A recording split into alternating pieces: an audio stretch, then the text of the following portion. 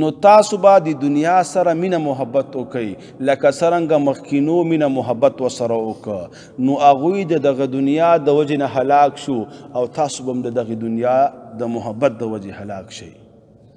بیا علما مفسرین لیکي چې د دنیا محبت څه معنا یو ځواني ده یو دنیا ده د دې محبت او مینه دا طبعي شی دی او په طبعي شی باندې رب العالمین کلم انسان نه نیسي.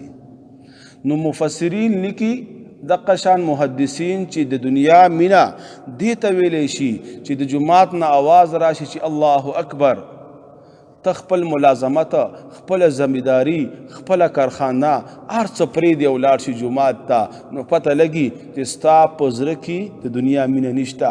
اگر که د دنیا اسباب تا سره ډیر دي کور دې شته پلازه دې شته او بنګله او موټر دې شته ستا په زړه کې د دنیا مینه نشته او چې کله د حلال او د حرامو خبره راشي نو ته حرام پرېږدي او حلال واخلي.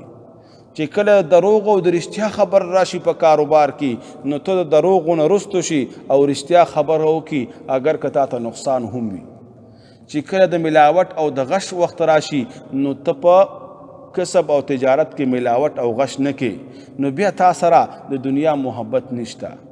بل طرف ته یو انسان دی هغه سره د دنیا اسباب هم کم دي کور هم ورسره نشته جیداد هم نشته بنګله او پلازه هم نشته لیکن اخوانه آواز راغی الله اکبر دا ریړه لګولې د غربت لیکن د جماعت آواز پسې ور نه راغی د هغې اجابت یې ونه که نو پته لګي چې د انسان په زړه کې دنیا محبت شته.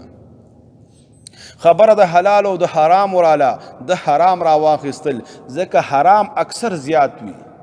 قل لا يستوي الخبيث والطيب ولو اعجبك كثرة الخبيث. رب العالمین فرمائی رب کریم فرمائی و اے بندگانو پاک او گندا دا برابر ندی حلال او حرام برابر ندی. اگر که کثرت د حرام مال تا په تعجب کیے چاہیے تا په حیرانتیا کې اچي یو طرف ته به که ته په تجارت کې په رښتونې چلیږي ښه چلیږي نو ګټه به ډېره کمه کې او ګټه به درته لږه میلاویږي او ګټه به درته لږه ښکاري او پښتانه وی حلاله ګټه د ګټو لاندې وي او واقعي هم دغه شان ده. او بل طرف ته که ته چېرته د حرامو لاره اختیارې او حرامو پسې ځي نو بیا به دنیا ډېره وي نو دیزی کی بستا د ایمان پته لګي دیزی کی به پته لګي چې تا دنیا سره مینه او محبت شته او که نشته. که چرته دی مینه او محبت نوي او زړه ته دی نوي غورځولي نو بیا ته کامیاب وي. که ته غریبي هم ته کامیابي او که ته مالدارې بیا هم کامیابي. دنیا زمونږ او ستاسو یو ضرورت دی او آخرت زمونږ او ستاسو مقصد دی. مولانا رومی علیه الرحمت د دنیا یو مثال بیانوي. هغه د دنیا مثال داسې دی لکه یو سمندر او د انسان مثال داسې دی لکه یو کشتی. دا کشتی په سمندر کې بغیر د اوبو نه ګرځېدی شي نشي ګرځېدی. دغه شان دا انسان هم په دنیا کې بغیر د مال او دولت نه بغیر د دنیا د اسبابو نه د ژوند نه ممکنه دی. دغه اسباب بر اخلي نو ژوند به تیری د اسباب به استعمالی نو ژوند به اسانی دغه اسبابونه به فایده اخلي دته به خیر پکې ملاویږي. مولانا رومی رحمت الله علیه فرمایي بیا وی دغه اوبه چې د کشتۍ ژوند دی او دا کشتۍ د اوبو په ذریعه باندې په دې سمندر کې ګرځي او یو طرف نه بل طرف نه سورلی او خلک وړي راوړي.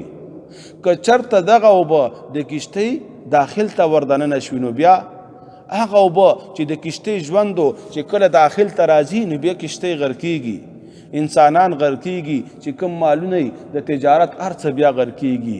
نو مولانا رومی وی دا دنیا په ضرورت مطابق استعمالی د دې مینه محبت په زړه ته نه راغورځي.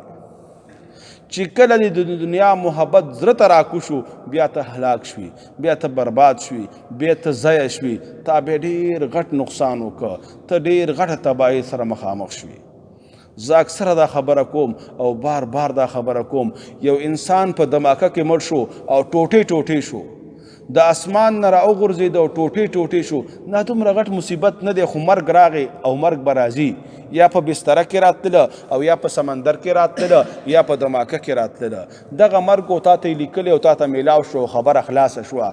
که الله مکه یو سړی د دغې دنیا نه د کفر په حالت کې لاړه یا د حرام خورۍ په حالت کې لاړه یا د ګناهونو سره لاړه، د ډېر غټ نقصان وکړه. د دومره نقصان وکړه چې د دې نقصان تلف کول دا ډېر ناممکن کار دی. کیدای شي هغه کس چې په دماکه کې الوتی یا د اسمان د جهاز نه راغورځېدلی یا بل څه مصیبت کې مړ شوی، هغه ورته الله په شهادت قبول کی او رب العالمین هغه ته مغفرت نصیب کی، نو هغه ته به یو سهولت شي دغه مرګ. لیکن هغه کس چې په خپله بنګله او خپله بستره کې مري لیکن حقوق پې زیات وي. اکثره تجار نن سبا مضر صحت اشیا خرڅوي، دا چپسونه او دغه شیونه خرڅوي، دا د دپاره د آخرت یو خساره ده، یو نقصان دی.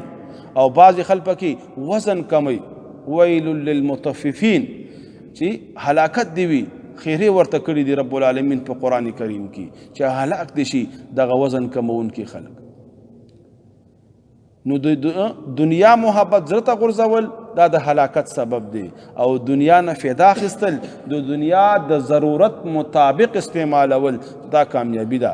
بس دنیا ته ګوره، د ضرورت مطابق ګوره، رب العالمین به دنیا هم درکړي او آخرت به هم درکړي.